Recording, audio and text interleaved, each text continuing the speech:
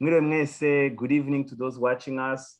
If you're in Rwanda, mwaramutse, but here in the US, it's mwiriwe. My name is Chusanwari. I'll be your moderator today with this wonderful panel. I'm the moderator for tonight, but I'm as well the mobilizer in the USRSCA, the diaspora in the US. Today is a special evening. We have esteemed panelists that joined us. So we're very grateful for this. And One Nation Radio brought to you a panel to talk about demystifying Rusesabagina and fallacy of Hotel Rwanda. As you know, this was a very highly followed personality, but as well the trial that happened in Rwanda. So at One Nation Radio, we thought we wanted to gather some of our community members here in the US so they can react, comment, and as well expand our mind on some of the details that not everyone had access to. With that, I'll start with Madame Alice.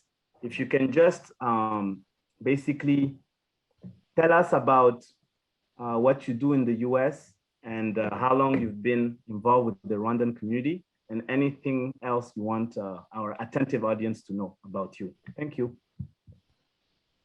All right. Hello. Thank you so much, Mr. Chusa, and I'm happy to be here with everybody. And thank you for One Nation Radio for having me and all of us on this panel tonight. I've been living in the United States for a couple of decades now, and I call myself a community activist, a community organizer. This is something that I'm really passionate about.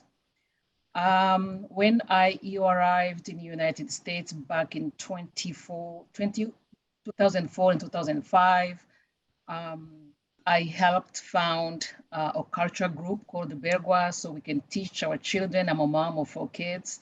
So we can teach our children our songs, our traditions, and how to dance, and it worked out well. And fast forward in 2014, 2016, I led the Rwandan Diaspora Global Network. I was the president of RDGN.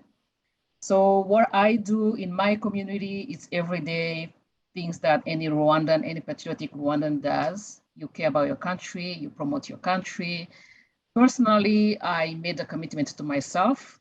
Every single day on all my social media accounts, I have to have a positive post about Rwanda.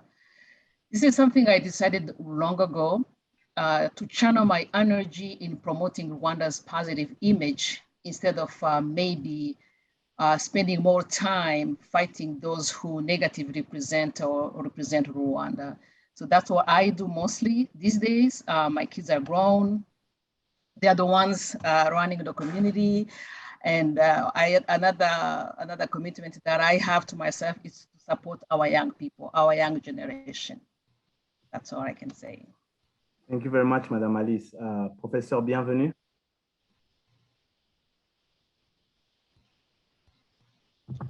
You're muted, Professor. I knew this was going to happen at least once. Hello, everyone. My name is Fiacre Bienvenue. I am a Rwandan, proud to be so. I am a member of higher education here in the United States. I am an adjunct professor at Florida International University and an affiliated scholar of Black Studies and African Politics at the College of Worcester. I've lived in the United States for, this is my 11th year. I'm happy to contribute to the wider academic world in knowledge production. I'm happy to represent the voices from Africa, from Rwanda in particular, which are lacking in the ways in which we understand our social world and present the image of Africa, and in particular our history. So I'm happy to be on the panel tonight with fellow Rwandans here in the diaspora. The last thing I'll say, I am a member of the Rwandan community here in the state of Florida, and also on a particular personal note, rather, I am a father of two great children. Thank you. Thank you, Professor. Bienvenue. Mr. Shalita? Yeah, good evening. It's my pleasure and honor to join the panel. My name is Will Shalita. I've been in the US since 1972. And together with the late Professor Kimenyi, we founded Imhuruza, which was the precursor to the Liberation War. I'm a writer, I'm a blogger, and an activist. I've been retired for 10 years, having worked for the California State Bar for 32 years, investigating and prosecuting attorneys. However, since my retirement, I've made it my passion and my business to pursue genocide fugitives in the US, and there is quite a few. And if one of them is listening, and he probably is, in the California, in the Sacramento area of California, watch out. We're about to get you. You can run, but you can't hide. What's amazing is that most of these genocide fugitives, when they come to the US, they either change their names or anglicize them. This gentleman hasn't changed his name, and he's been on the Interpol list since 2005. So I take it personally, and I think it's a collective effort that we should all join in, because these people shouldn't hide in full view. They need to be brought to book. So I'm looking forward to discussing today's topic, which is dear and passionate to my heart. I've been following and pursuing Paul Rusesabagina for the last 15 years. So I'm looking forward to a fruitful discussion. Thank you, Mr. Shalita. Mr. Rudasunikwa? Thank you, Chusa. It's my pleasure to be part of this panel. Ladies and gentlemen, I'm happy to meet you on the Zoom. Well, I'm Moses Rudasunikwa, as you can see on the screen. I'm a resident of San Antonio, Texas. I have resided here quite a long, I think almost going to 21 years now. I'm the president of the Rwandan community in this city, in San Antonio. But before then, I was also an activist, and I focused, my main focus was on Paul Rusesabagina, who is the topic of the day. I met Paul in 2007, and since then, I made it a task to follow or to try to educate the community here, either the Rwandan community and the American community about this gentleman. My regular activities or what I do for a living, I'm a respiratory care practitioner. That is the medical field. I have been in the medical field for 4 years. Mostly I am in intensive RT and emergency room RT. And I'm married, and I think I'm a little bit higher than Professor. 4 kids. So that's all about me. Thank you. Thank you, Mr. Rudasunikwa. Last but not least, Professor Kajirimana. Thank you. I am Professor Aimable Twagirimana. I have been in the United States since July 1992, and I'm a professor here in Buffalo, where I teach at one of the campuses of the State University of New York, where I teach American literature and linguistics. I also teach accounting, corporate finance, and leadership theory and practice at another college. And I am also, active in the fintech industry with, a company called Intuit.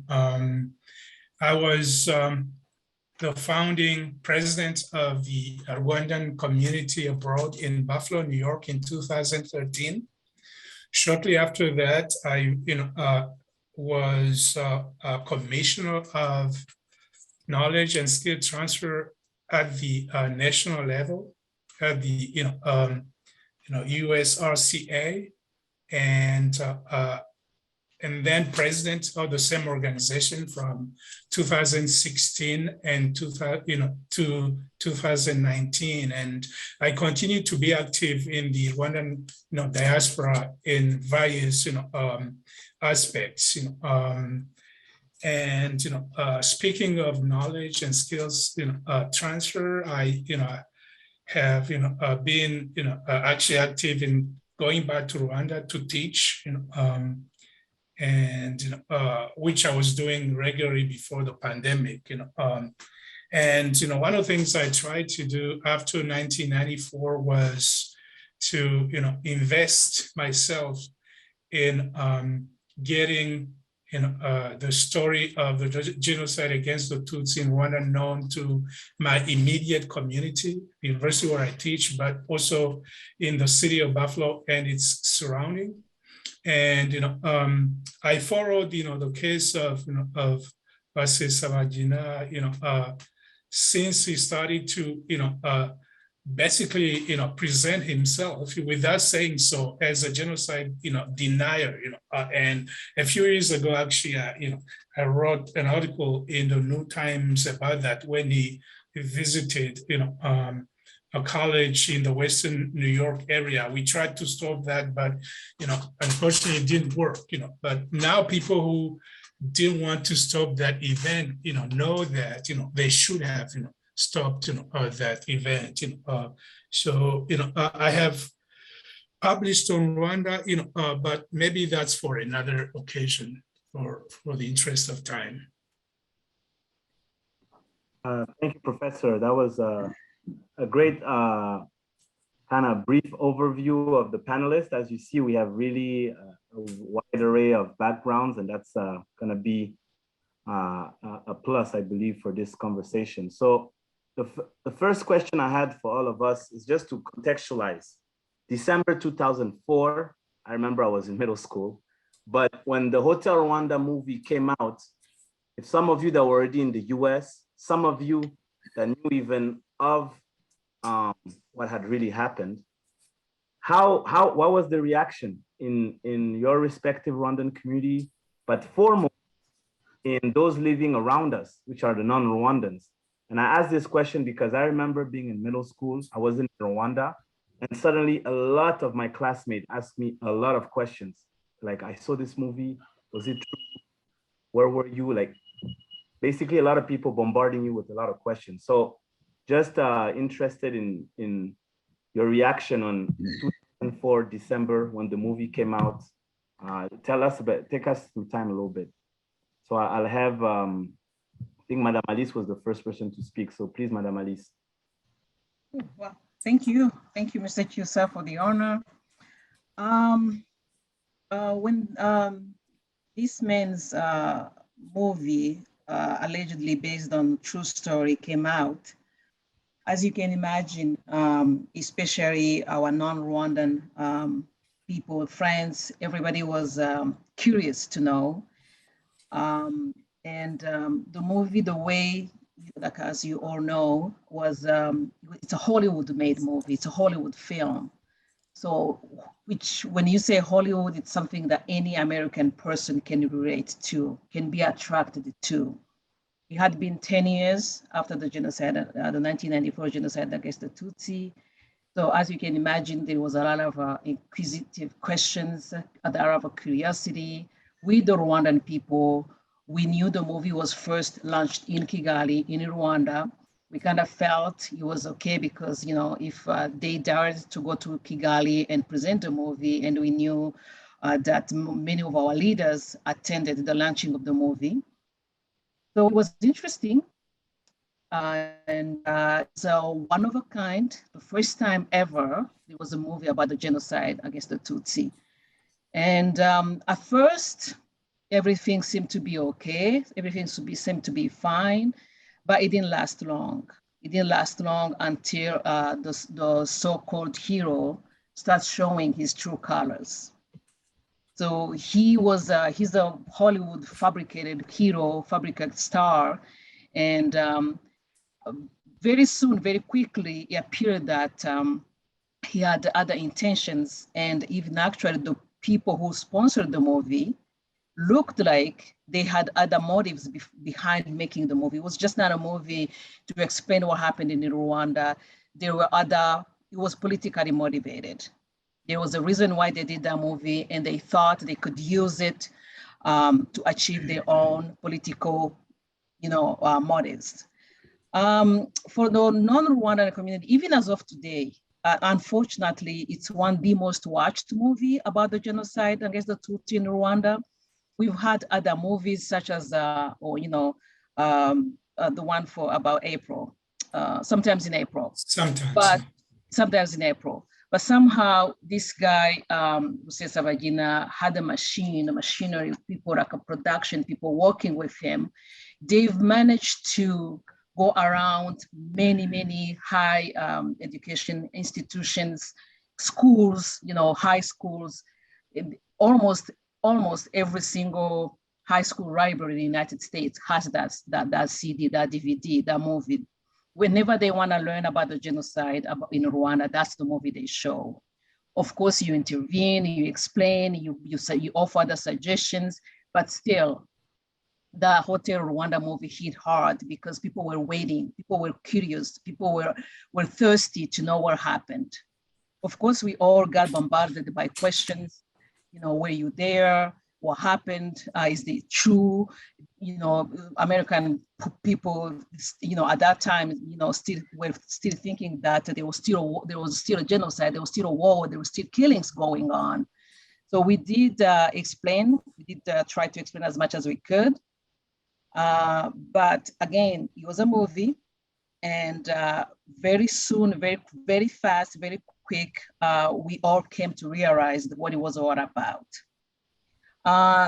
Personally, Rusesabagina, my encounter with Rusesabagina was mostly a couple of decades later after he's gotten the award from President Bush, and after he started using the movie to raise money after he created his foundation. So he started out as a hero, so to speak, presented by the Hollywood movie industry. And then he became a humanitarian. And then he became an activist. And I remember my first encounter with the gentleman, face-to-face, was during Rwanda Day in Chicago. That was back in 2010, 2011. So the man was outside protesting, and I got interested to learn more about him. The first thing that I saw online was his Hotel Rwanda health reports. My first question to mind was like, wait a minute. This is a movie, this is about the genocide against the Tutsi. Why is he talking about health reports? I downloaded the report and I read it. It was all trash, it was all lies. So I was like, wow, so this is what he is about.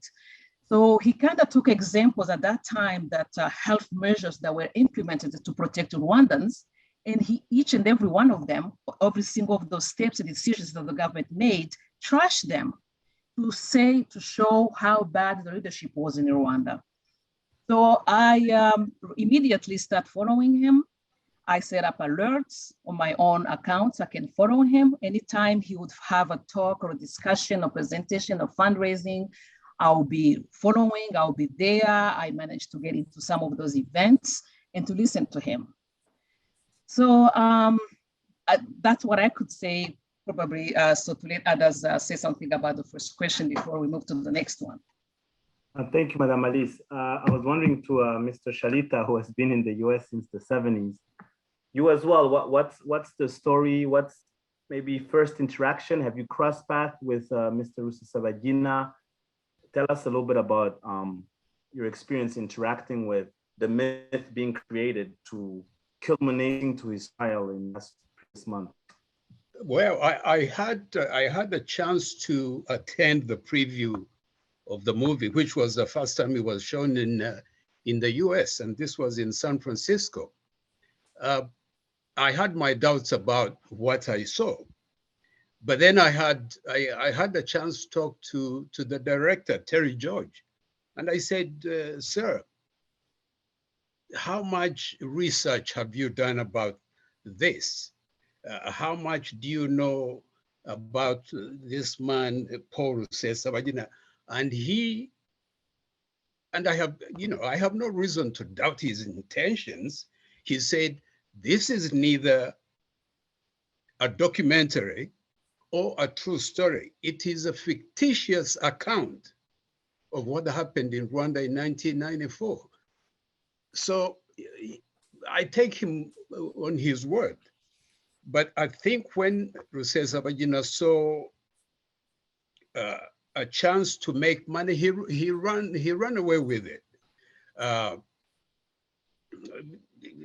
have a problem with calling him a hero. One, there is no such a thing as Hotel Rwanda. It is a fictitious representation of Hotel Mille Collines.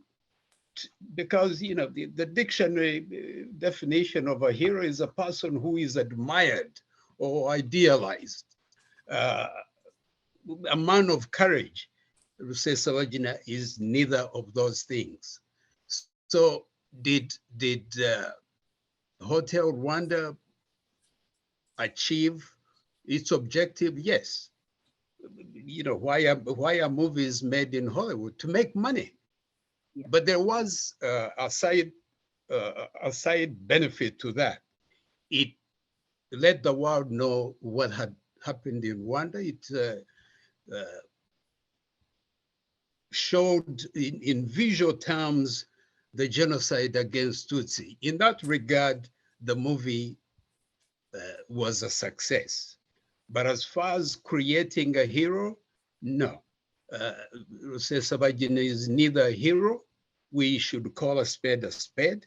He's a terrorist, and he is a con man par excellence. Thank you, Mr. Shalita. I was interested in academia because as Madame Alice alluded earlier, that was a movie that was disseminated in high schools, universities. A lot of my American friends, they came across this movie in an educational setting. So I was wondering, you, Professor Bienvenue, as yourself in academia, how have you navigated hearing about him and also seeing how maybe some of your circles of researchers and people that are still perhaps exposing their students to this movie, how has it been to navigate those kind of misguided guidelines, if I may say? Yeah. So the movie itself, tells a story of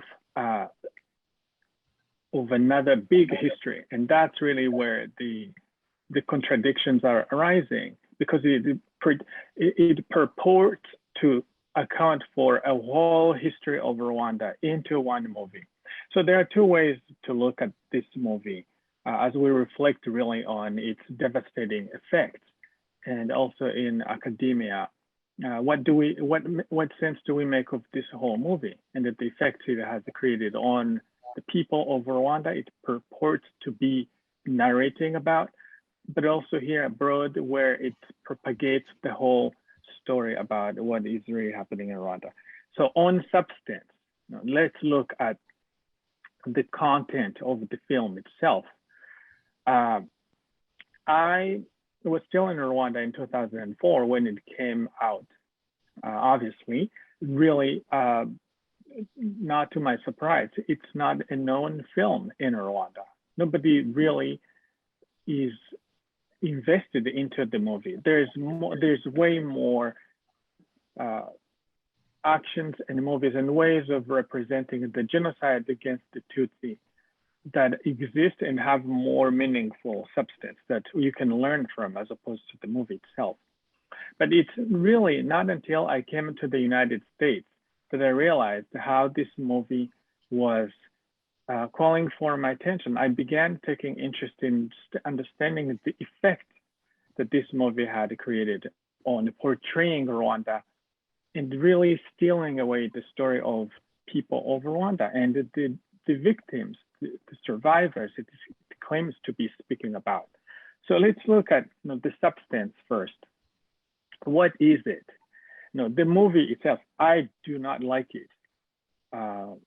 I think it's as both Madame Alice Tusa and Mr. Willis have, Sharita, excuse me, have rightly described the movie. I think it's a quintessential Hollywood entertaining product. It does not come even close to encapsulating the general plight of the victims during the genocide. It's completely outside of historical considerations. It stays far off the reality of the genocide as lived by the victims at the time. The story of one man kind of eats up the whole substance of the time. What was happening is absorbed into this project of aggrandizing one individual. I would not assign it in my class as a learning material. In fact, I have not. There's, if anything, there's a good documentary by PBS, and it does cover a lot of things that have nothing to do or that do not even come close to what the movie Hotel Rwanda portrays. But in a way, it remains a great work of art. It's a Hollywood movie. People who design these films, who create these scripts, they are very well educated. They are very smart people. They understand what can make a person cry. They can seize your emotions. They know how the neurobiological workings of our emotions work. That's why we watch a movie and you cry and you look like ridiculous when you realize that this is actually fiction, it's like a lie. And yet, it has this sticky effect. It's like a card. When you have watched it, you're glued to it over and forever. So that's really the plight of our story, the genocide against the Tutsi, that's folded within this movie, and anyone else who sees it thinks that this is exactly what the genocide looks like. So that's in terms of the power of image and the power of Hollywood. It would be hard to rival Hollywood itself. It's just difficult to find anything that will rival the effect it has created. And that's really my second point. So in the absence of any competing institution that would produce a counter narrative to really go back into the archives of the time and really speak to the story of the genocide itself, it's hard to find any equivalent to that. In that way, that's why it remains really popular here. But as I was digging into this, just into the whole mystery about this man, I came across actually the book. There is a slew of material that have been produced to counter what's presented in that movie. And there's actually a book written by a fellow Rwandan, Edouard Kayinamura, who actually was in Hotel des Mille Collines. And he wrote a book. Actually, it's a rebuttal to the title of the movie. It's called Inside the Hotel Rwanda, The Surprising True Story and Why It Matters. So in the book, Kayinamura, along with his co-author, just as you may well know that the movie itself, when it came out 2 years later, Rusesabagina went and contacted them. There's a man called Tom Zollner, and the he helped actually write his book, which is, the title is The List of Subtle Humility. It's called An Ordinary Man. So in the same fashion, Edward Kanamura wrote a story, his own story. It's co-authored by another American. This was strategically useful on his part, Kerry Zukas. So in the book, they systematically deconstructed the whole premise of the movie, which is that one man had single-handedly brought all the 1,200, as so it's reported, over 1,200 survivors into the sanctuary at the Hotel de Mille Collines. So the book really describes how just that, considering the time and the way, the structure of Hotel de Mille Collines, they describe how Mille Collines was actually owned by a company, a Belgian company called Sabena. Some of you may remember, but I remember because I was 14. Sabena, which was a Belgian company, and it was owned. They also owned the Mille Collines. This was the only hotel, 5-star hotel in the country at the time. But it was also a center of diplomacy. In the movie, number 2, apart from Don Cheadle, who is the hero, the main character, the number 2 hero in the movie is General Dallaire, who also people who were in Rwanda to the run-up to the genocide remember General Dallaire all the time, and the news at 8 o'clock on TV, he was there. But he was also in the movie, so he's number 2 hero in the movie, the second most powerful character in the movie.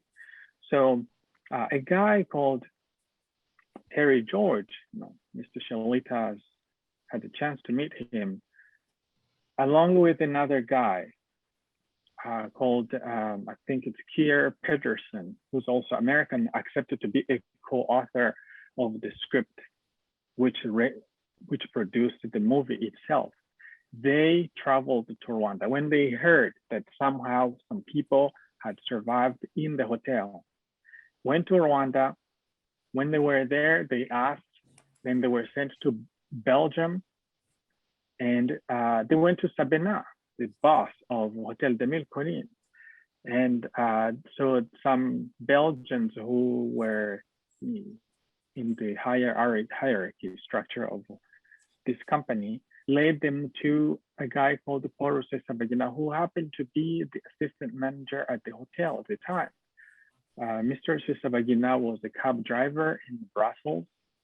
So this fellow Hollywood screenwriter interviewed him. And upon their interview, he was talking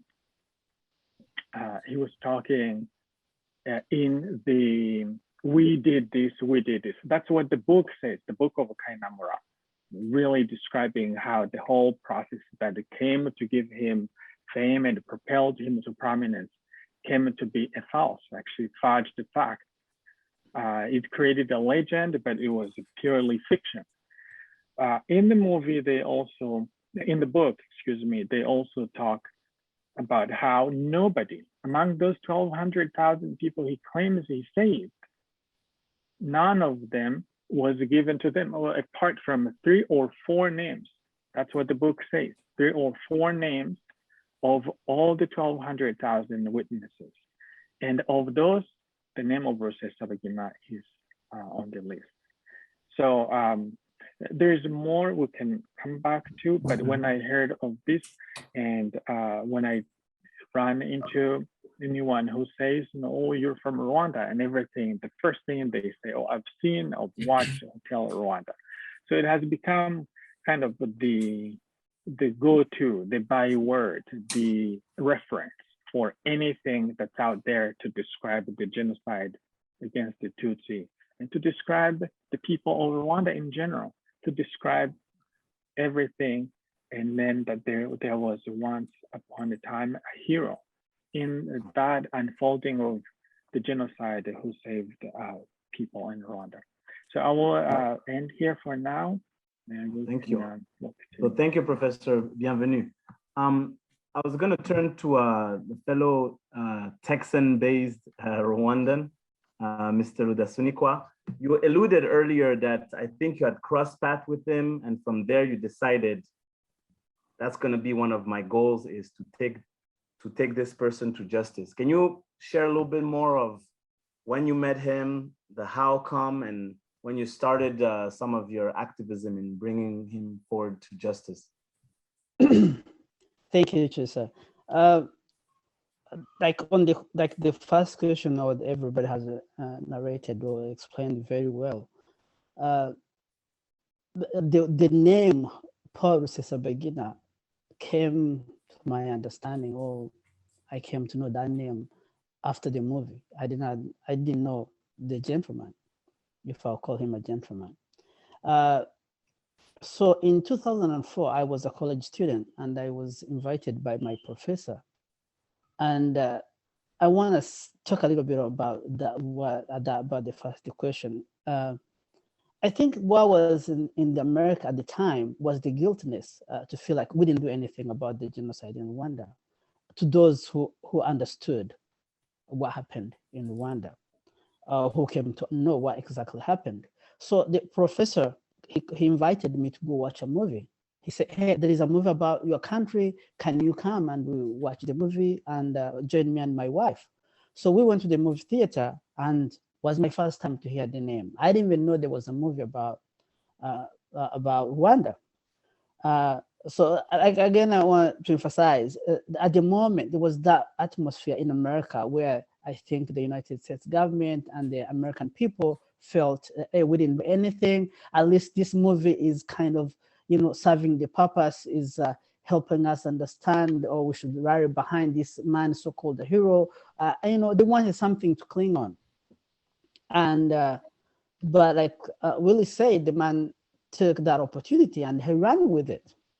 He made it a business. And actually, if you look at all the movies in Hollywood, they are made to make money.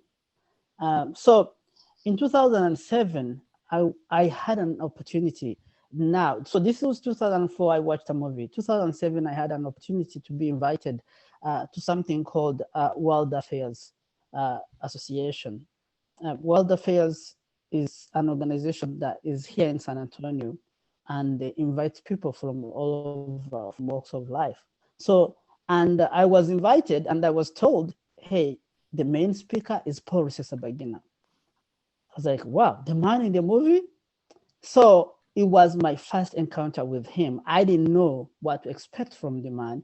I thought, well, whatever he said was true. And like I said, that time I had graduated, I was busy working. I had done no research about the man or about the movie itself. So I went to that event. When I arrived at the event, the organizer of the event knew I was from Rwanda. He asked me, do you want to be on the high table with Paul? I was like, wow, that's an opportunity. I said, yes, please. So I was lucky. So the main speaker was Paul Rusesabagina and Ambassador Bob Kruger. I think some of you know Bob Kruger. He's from here in San Antonio too. And he was a American ambassador in Burundi and Botswana. So I was invited in the high table, and I joined Rusesabagina and Bob Kruger. And so we, in the audience, were 8 of us who joined them on the table. So 10 people on the table. But when I sat on the table, before I sat on the table, the lady who organized the meeting was very quick. She said, do you have any biography or something to write? I said, yeah, sure. So she printed something simple and she gave it to everybody, because everybody, they had, like we had a flyer today. We had a flyer and it was explaining whoever is on the high table, but I came late, or I was not, I didn't come late, but because I was not on the flyer, she made that little, like a simple flyer. She gave that flyer only to the people on the high table so they can know who is this person. And when she asked me, what did you do during genocide or before genocide, I told her I was a cadre or a political activist. That's what the word we used, cadre, or I guess that's the political activist. So she said, which organization? I said, RPF. So she wrote Moses Rudasunikwa RPF cadre. So, but Rusesabagina was reading that, and I could see the man changed on his face, and I was wondering, I thought I would have a welcoming face from him, but he wasn't happy. To make the long story short, his time came to speak. That was 2007. You asked me the question, why did I make this a point in my life? So when he stood up, the man was not the man in the movie. He was this man who portrayed Rwanda as a country led by a tyrant.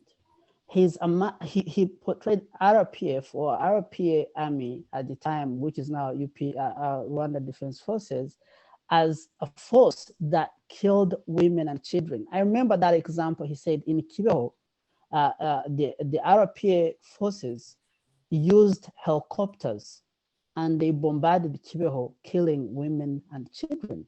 And I was old enough to know that in 1994, RPA, Rwanda Patriotic Front, or Rwanda Patriotic Army, did not have helicopters. So he's telling the whole audience about that. And he said there was no, at that time, there was gachacha going on. He said gachacha is a fake. It is not real. There is no truth and reconciliation in Rwanda. And he mentioned that his wife was from Murambi and he was from somewhere else, I don't remember. And he made his wife stood up and he said, my wife is a Tutsi, I'm a Hutu. And, but there was a double genocide. So I'll go to see my wife and I'll find that his cousins, his relative, her cousins, her relatives have been killed by the Hutus. But when I'll go back, I'll find my people have been killed by the Rwandan Patriotic Army. The Tutsi rebel group killed all my relatives. So there is no genocide. So that was the moment that captured my attention. Like, this man does not believe in truth and reconciliation, which was gachacha at the time, which I believe in gachacha that helped a lot of Rwandans come together. And he did not believe in genocide. He called it double genocide, and he gave that fake example. He was teaching this huge group of Americans that our PA used helicopters to kill women and children in Kibeho.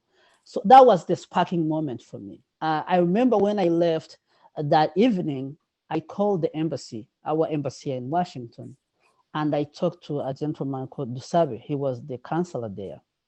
And I said, I need any document to show that can show this man. So he gave me some documents. I spent like 2 days editing those documents, and I just made those documents as if I'm the one who wrote them.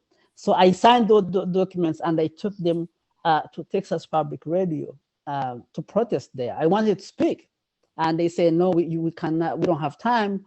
You can speak later on. But I gave them my document, which they didn't air, because that speech he did at World Affairs was aired at Texas Public Radio. But eventually we were able to bring in, I was able to invite Ambassador Kimonyo, and through the help of my friend here, Dr. Celine, some people know him, we were able to bring Ambassador Kimonyo in 2007 to come and speak at St. Mary's University. So that's how it started. Thank you very much, Mr. Rudasunikwa.